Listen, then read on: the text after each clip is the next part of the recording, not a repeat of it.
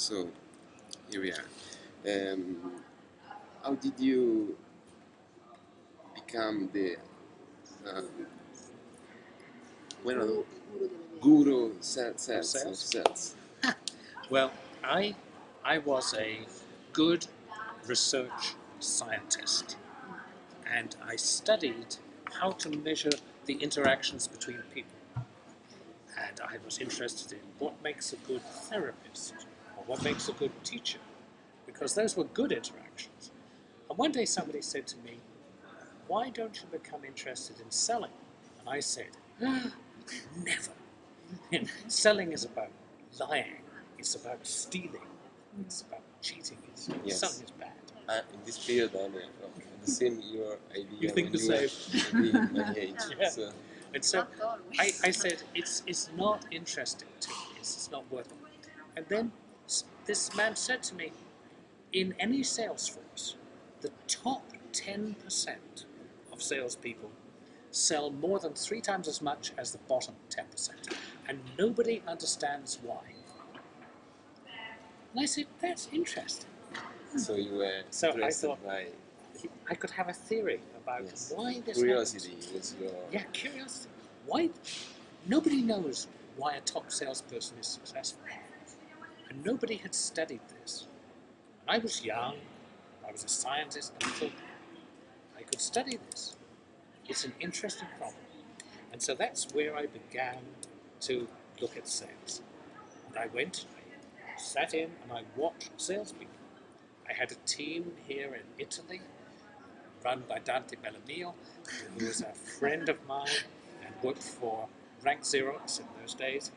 And we watched 400 sales calls here in Italy. And we watched what did the buyer do, what did the seller do. And we tried to understand what the successful people did that was different. It was very interesting. curiosity. That's Curiosity. I think it is the best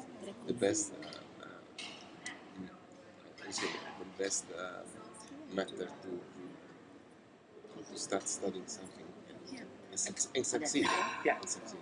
And also to really believe that somehow you're not very smart. And everyone else must understand this, but I don't understand this. And so much of my career has been thinking, I don't think I understand. Also pride, yes. Yes. And what do you think something is changing now with the information theory and the society in network? What does it change? Oh yeah, it changes everything. Everything changes. Yeah, interactions between people become immediate and global. You know, I find if I go to Google, there may be 100,000 things about me. I don't know some of those things, but anybody who wants to find that out can access it. Here we have some video. Yes. It's a little piece of a discussion between you and me. Yes. But other people can see that and they can share that. And the capacity to share information quickly and cheaply changes everything. What it means is it reduces the distance between the gurus and the wolves. Yes.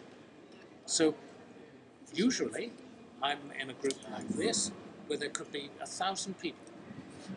So who could talk to me? No one. Yes. In a small session like this, we can talk about ideas in a different way, more informally. And that's more interesting to people. There'd be many more people who would like to watch a little video like this one than people who would want to listen to a big session. The network long tail. That's right. And don't you think that with reducing this gap between the guru and the normal people and the people can decrease the power of self force? Yes. I think anything that makes communication quicker and cheaper has good things, but it also has disadvantages. If I'm a salesman in a car showroom In the past, customers had to come to my showroom to see a car. And I said, oh, it costs 58,000 euros, and I know it's only 48. But I can say this, and the customer doesn't know.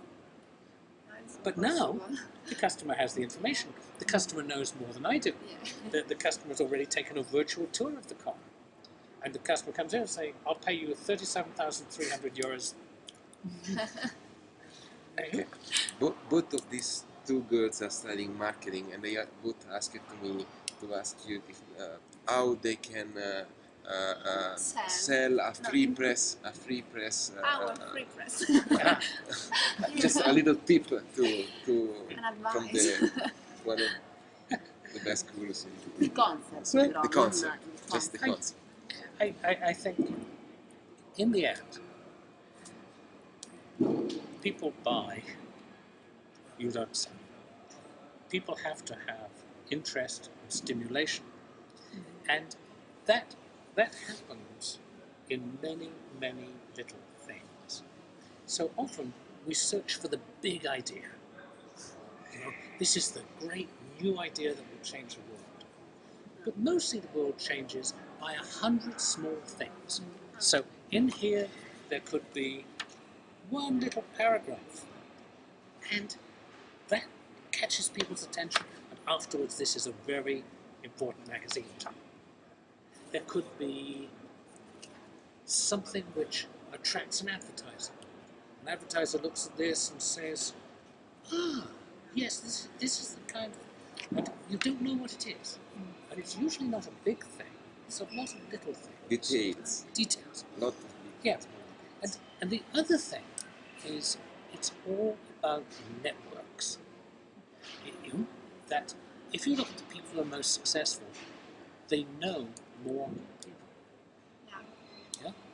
They go out, they talk, they when they meet someone who could be a customer, they say, do you know other people who would be interested in this? And that makes more. And so always think of yourself as multiplying through a network. It makes a lot of difference. Yes, it's read David P. Reed. He's a very important person in the information theory.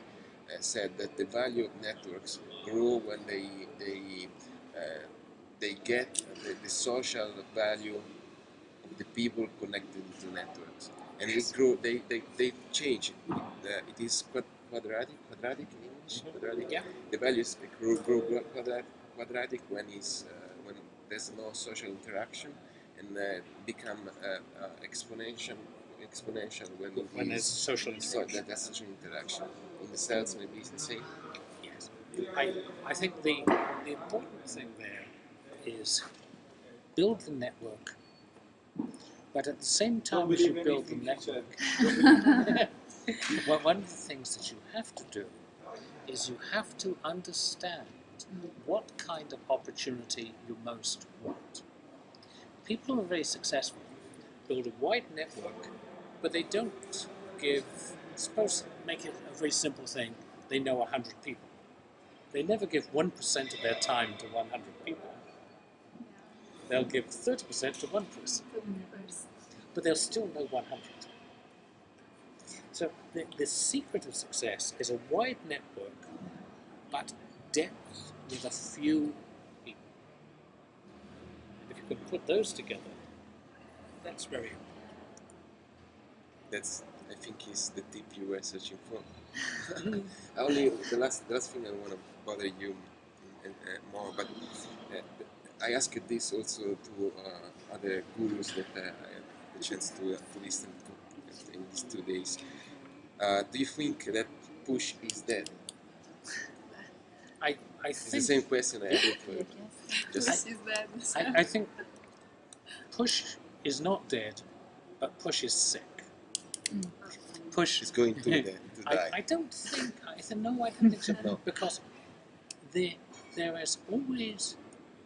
are some people who like to be pushed. Yes. Not too many, but we lived in a world before where everything was pushed. There was no pull. Yes. Now we have a world that allows pull. That's good. But if it's like a pendulum that swings. We've now gone to the pull. I think there'll also be some push. And so sometimes bad, old push methods will work. But they work best when no one else is doing it. So one of the things to look for success is, can we do something which is going in the opposite direction to where most people are going?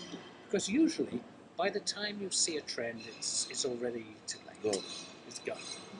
So I know that when I see a trend, I always stop and ask the question, should I be going the other way? It's And time if- to go back, yeah. or So for example, in my case, because I've in my life owned many companies, I had a lot of money, I invested it. When the beginning of e-commerce came, everybody was jumping on that.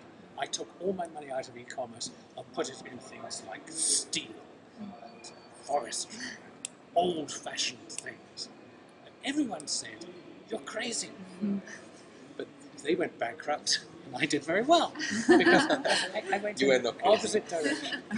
So never be afraid to listen to a trend, but go the other way. You know? Okay. It's good. Yeah. thank you very much. Thank you, everyone. Thank you very Thank much. you.